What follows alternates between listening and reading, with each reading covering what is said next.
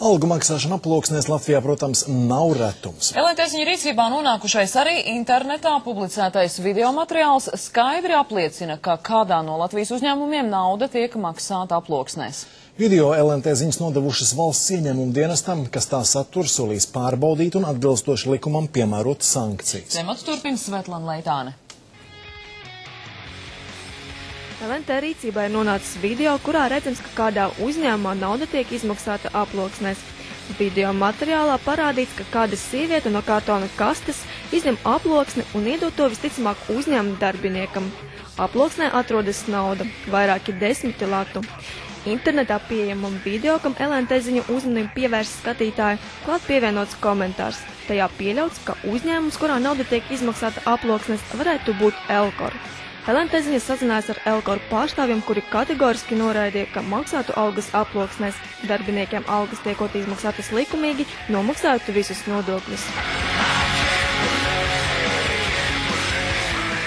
Uz papildus jautājumiem Elkoru pārstāvi bija gatavi atbildēt vienīgi rakstiski.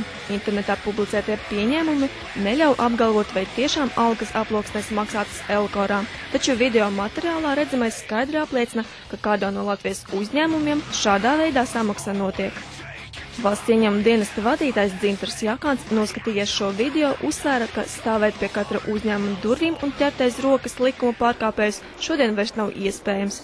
Taču iespēja robežās problēma tiekot risināta. Video nonācis valsts ieņēmuma dienesta rīcībā un dienesta vadītājs solies pārbaudīt tajā esošo informāciju. Valsts ieņēmuma dienestam ir jākoncentrē savu spēku virzienā uz tiem lielākajiem nenomaksāšanas gadījumiem. Nevis, var teikt, jāatvarst varbūt tie mazākie, bet tieši uz lielākiem jāorientējās. Un mums ir pilnīgi skaidri mērķi, kura ir tā mūsu mērķa auditorija, un šis jūsu nosauktais piemērs varētu būt viens no mūsu objektiem. Pēc Jakāna teiktā, iepriekšējos gados valsts ieņēmuma dienests izmantoja divus veidus cīņā pret aploksņu algām, taču tagad jāiztiek ar vienu – represīvo metodi. Aicinājumi iedzīvotājs nodokļus maksāt brīvprātīgi vairs nav efektīvi. Un tas ir tikai loģiski, piebilst pētījuma centra SKDS direktors Arnis Kaktiņš. Dažādi pētījumi liecina, ka vairāk kā puse iedzīvotāju akceptē aploksņu algas un tuvākajā laikā viņu attieksme visticamāk nemainīsies. Cēloņi vairāki.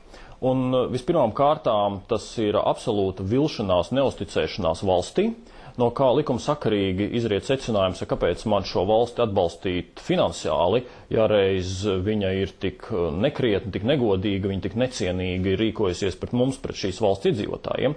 No otras puses, neapšaubām, šī personīgā finansiālā situācija paliek kā viens spiedīgāka, līdz ar to šī nodokļu nemaksāšana it kā ir tāds viens veids, viens mehānisms, kā mazliet vairāk naudas atstāt paturēt pašam. Nelegālā nodarbinātība Latvijā pat labi ir 2 vai pat 3 reizes lielāka nekā 2007. gadā. Valsts institūciju aprēķini liecina, ka no 1 miljona nodarbināto Latvijas iedzīvotāju aptuveni 300 000 strādā bez darba līguma. Tādējādi ik mēnesi valsts budžetam secina iet 22 miljoni latu.